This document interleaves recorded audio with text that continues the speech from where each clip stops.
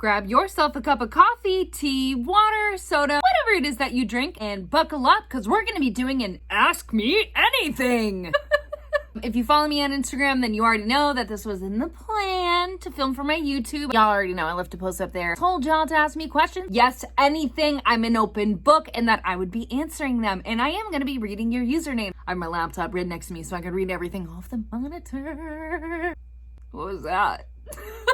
So let's get started. First question is coming from JShield72, which just happens to be my little brother. He said, ice cream on a hot summer day. That's an inside joke between me and my brother. There is nothing worse when it is 100 degrees outside. I grew up in Florida and you are dying. You are parched. You are parched. Your mouth is dry. And then somebody hands you an ice cream cone and you think, oh, that sounds nice because it's cold. Wrong. It is going to make you more thirsty. Ice cream on a hot summer day is disgusting. It upsets your stomach. It makes you more thirsty. It's an absolute no. Britt Hums, love you girl. What is your favorite coffee drink? I have a very specific answer for this, okay? It is the Great Value French Vanilla K-Cup Coffee Pods, period. It cannot be any other kind. It has to be the Great Value French Vanilla kind. I also mix it with pumpkin spice creamer from Coffee Mate. Do not even get me started on International Delight, okay? We don't mess with International Delight here. It has to be Coffee Mate, and I drink that every single day. My Walmart never stops selling pumpkin spice creamer. Like, it is there year-round. Shout out to Walmart and Oxnard. I appreciate y'all so much.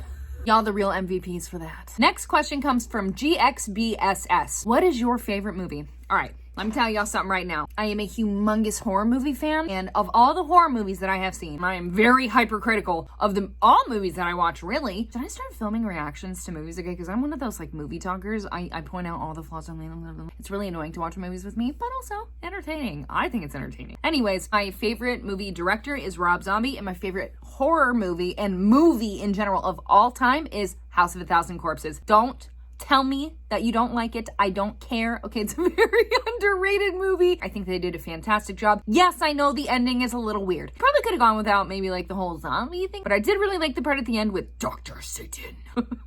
I've seen that movie a million times and it never gets old to me. The next question comes from Jasmine Escalara 2020. I hope I said your name right. I'm sorry if I didn't. What made you want to start TikTok, YouTube, etc.? So I'm actually a humongous fan of Gary Vaynerchuk, and y'all might know him as Gary V. I call people by their full name. Okay, I love his advice. I love the way he talks.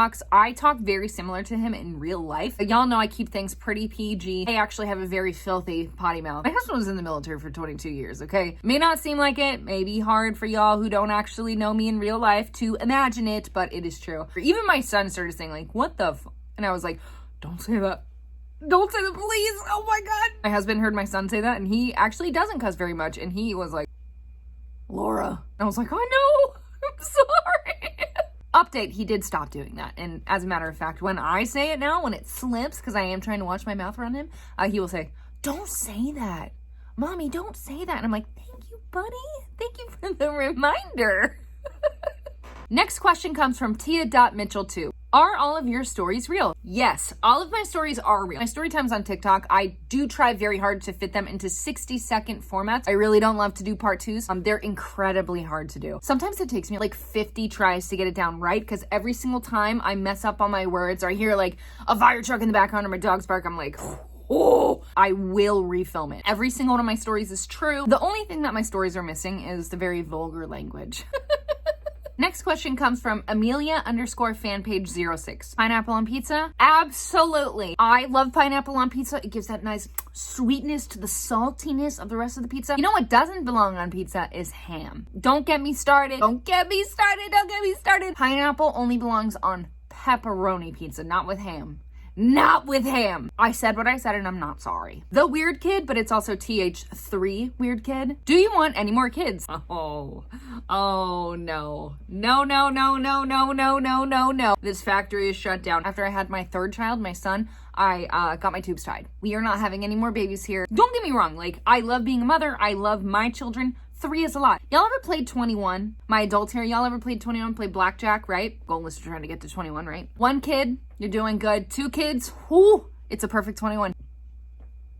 Sorry, I just had a little acid reflux there from drinking this coffee at 10 o'clock at night. 3 kids though, huh, You went over. They outnumber you. It's a lot harder to have 3 kids than it is to have 2. They say the transition from 1 to 2 kids is really hard, but for me, it wasn't that bad. The transition from 2 to 3 children, however, was excruciating. Oh my God. It took me forever to get used to it. I felt like I had to learn how to be a mom all over again. Like, 3 kids is enough, okay? 3 kids is enough.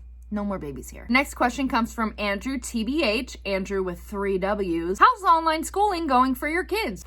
It's not. My son is 4, he's in preschool, so I'm just teaching him at home. There is no way that he's gonna sit there and engage in distant learning. And don't get me wrong, we tried and it was a disaster. So we just said, no thanks. We'll see you when school actually starts again. For Charlotte, same thing. She is not gonna engage. Her teachers drop off really nice little gifts and stuff for her and worksheets and stuff that like we can work on at home. More importantly for Charlotte though, when she goes to school, she gets like physical, speech, occupational therapy. So that part sucks, like her not being in school. So I just work with her on that stuff at home myself. Savannah is my oldest. She's a teenager and in theory, she should be doing excellent in online schooling. However, her epilepsy this year has been absolutely atrocious. So we're kind of in a pattern right now where she's doing really awful for a month. She's doing great for a month. And then she's doing awful again for a month. And it is such a wild ride right now. The only blessing that's come out of this pandemic for my family is that it has taken a lot of pressure off of Savannah. Say, you know, there wasn't some global pandemic going on and school was just in session like regular. I almost wonder if the schools would be as, what is the word I'm looking for? Accommodating to her condition in the way in which she's missing so much school. Even though she has a 504 plan and stuff for her epilepsy, because it has just been, it's a nightmare. It's a nightmare to deal with, right? And it absolutely inhibits her in like every single way when she is very reactive with her epilepsy. And yeah, so distance learning for my kids is not going well. Next question comes from Lexi Kapsner. Who is your idol or somebody that you've always looked up to? My mom. I've always looked up to my mom. My mom is such a queen. My dad and my mom got divorced when I was like 2, I think, and she moved back down to Florida from New Jersey. And she raised me and my siblings by herself as a single mother and put herself through college and absolutely made something of her life. She is the strongest person that I know. She has the greatest sense of humor. Like every single person in my family has an incredibly dark, twisty sense of humor. We don't get offended by much. Hysterically funny, so kind, so loving, so giving. Like I've always strived to be like my mom because she is just, to me, my mom is perfection. Especially as a mother, I strive to be like my mom. If I could be half as good of a mother as my mom was, then I'm doing okay in life. I literally call my mom like 5 times a day. If I'm going poop, I will call my mom and be like, guess what? I'm going poop right now, like my mom. And I can literally talk to my mom about anything. Don't make me get sappy, okay? I love my mom. Next question comes from Jackie_R22. What is my favorite thing to do in the 805?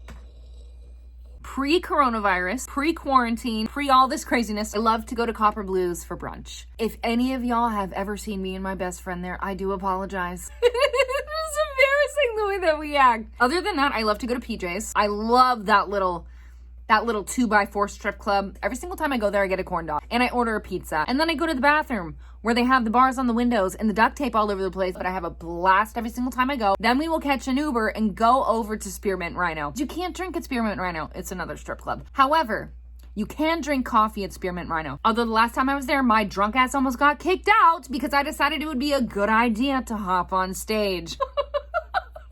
Oh, and Q Club.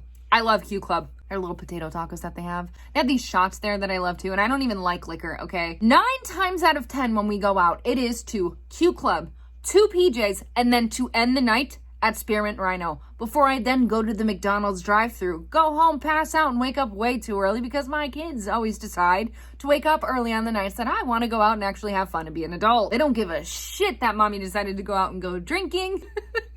Sauna_sunshine123. When it's Christmas, do you go crazy for the holidays or keep it simple? No.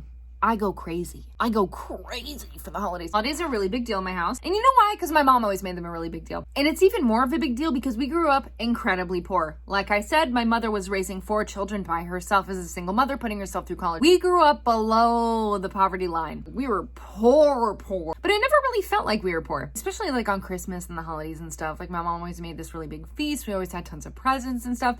I can't even imagine like how much she struggled to make sure that happened for us, but she always made it happen. And so for my kids, I create spectacular wonderlands on all of the major holidays. There is really nothing about my life that is simple. Everything in my life is really outrageous, if y'all can't tell. Skyly_Janes_makeup. Do you pull string cheese apart or do you bite it? Y'all don't even think about coming for me, okay? I bite the string cheese. I bite it. When I was younger, I used to pull it apart to savor the flavor, make it last. As an adult now, though, I just like the taste of string cheese. So I just... Does that make me weird? I don't care if it does. Does it? Valcar Camo 77. One of my OGs. What was your reaction when you found out you were verified on TikTok? It went a little something like this. I saw and I was like, stop, shut up. Is this real? Am I dreaming? Did this actually happen? Let me tell you something about being verified, though. It doesn't actually mean anything. It's just a blue check mark next to your name, right? Like, I'm still Laura. I'm still me. I'm still a regular-ass person. I don't get paid more because I'm verified. My videos don't get pushed out more because I'm verified. Nothing about me or my content changed once I got verified. I'm excited, though, because it was a goal. Like, right? Everybody on social media is always striving to be, like, bigger and bigger and bigger, right? Because it's exciting. It's a fun thing to do. One thing about me, though, that I like hold very near and dear is that I will never change. Like, I will always be me. I put that on my children's life. I have always been me and I am always going to be me. Nothing in my life is going to change who I am as a person, how I act, how I behave, nothing. But yes, getting verified, it was very exciting. And it still makes me really happy. And also, thank you guys. I'm not taking credit for my verification. I'm not taking credit for my blue check mark, okay? Because even though I work hard to make content, it doesn't really matter. None of that matters without y'all. None of that matters without y'all. Y'all made this happen for me. Y'all blessed me. Y'all gave me my platform. This is all on y'all. I take no credit for the things that happen to me on social media because it is every single one of you guys who make this happen for me. And thank you for that. LC_Nicole. Isn't it weird when somebody uses one of your sounds in a TikTok video? Oh God, no, I think it's cool. The fact that there's even people out there who want to use my sounds in a TikTok video is still like, I think it's the coolest thing ever. I get really excited when people use my sound, actually. Michelle123005. Will you ever come to South Carolina one day? Absolutely. My husband is actually from South Carolina and our family still lives over there. My mother-in-law, his cousins, my father-in-law, you know, nieces and nephews, like his whole family basically lives in South and North Carolina. And at some point we may even be moving to South Carolina. The one thing you notice when you are crossing the state line, right, is the smell. The smell changes. As soon as you get into South Carolina, everything smells more fresh, smells more beautiful, smells more nature-y, it smells more... I love it. I would move there in a heartbeat. Taylor T. Womi 42. How do you come up with content ideas? Funny enough, I actually come up with most of my best content ideas when I am going to sleep. I also keep a list in my phone, by the way, so that way I don't forget about the ideas of the things that I want to do. I have like a list app in my phone where I like write down all the lists and different things in my life, like groceries, to-do list, weekly to-do list, blah, blah, blah, blah, blah. One of those lists is TikTok ideas. And every single time that I think of an idea, I write it in the list. That way I don't forget it. And that helps me a lot. If I'm ever feeling stuck, I will go back to the list and I will go through the list and then I'll be like, oh yeah, I forgot I came up with this idea. Let me film that today. That sounds like fun. And the last question then I'm gonna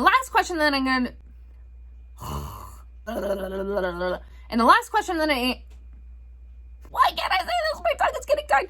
All right. And the last question then this is not real. All right. And the last question then am I okay?